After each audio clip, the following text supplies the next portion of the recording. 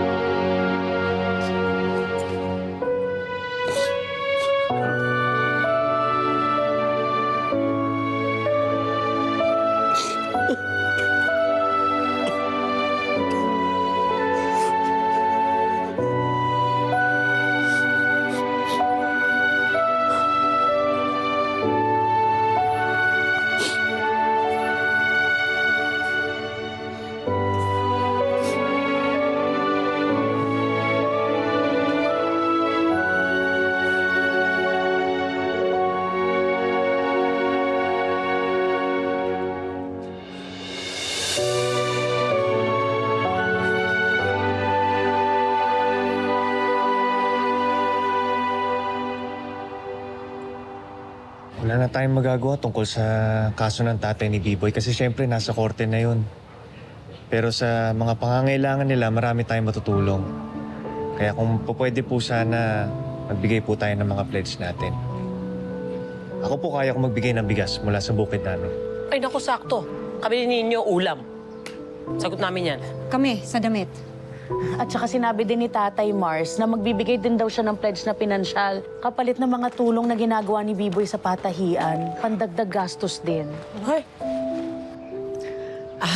Nabalitaan namin galing kay Butchoy na may pagpupulong daw dito para kay B-Boy.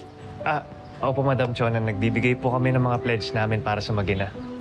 Eh, tamang-tama po. Nandito po kami para po i-donate itong mga gamit ni Madam Chona na hindi na po niya na isusuot. Mga damit po ba?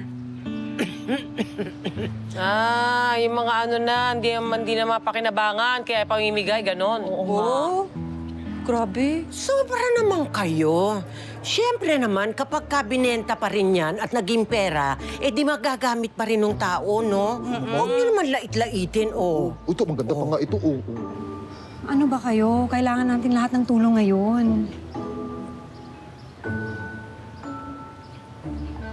Ito lang pala.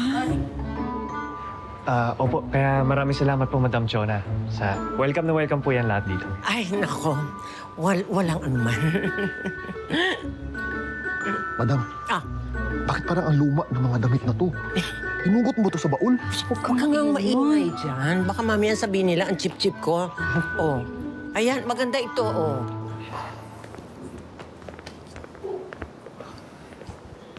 Sir, kailangan ko yung tulong. Kailangan mabigyan ng warrant of arrest yung boy patis na yan. Hindi pwedeng hindi ako makakuha ng ustisya sa ginawa niya sa akin. Victor, pasensya ka na. Gusto man kitang tulungan pero wala sa jurisdiction ko. Ang mga krimen na ganyan ang pinag-uusapan. Mga kapulisan ang makatulong sa'yo. Sir, alam ko yan. Pasensya na po kayo, pero alam ko na wala sa jurisdiction niya. Ang sa akin lang, panigurado may kilala kayong matataas na opisyalis para makatulong sa inyo. Meron. Pero sa tingin ko, mahirapan ka rin, Victor. Para ipahuli si Boy Patis. Bakit? Sabihin niyo sa akin, bakit to? Ang kagaya kay Boy Patis, may mga protektor yan, matataas na tao. Kahit anong gawin mo, makakalaya at makakalaya pa rin yan. Matagal lang nirereklamo ng mga tao dito si Boy Patis. Pero ayan, nakita mo naman, pakalat-kalat pa rin. Bakit, sir? Sino ba protektor niya? Victor, huwag mo lang tanungin. di naman nagbabago ang sitwasyon. Sige, mauna na ako.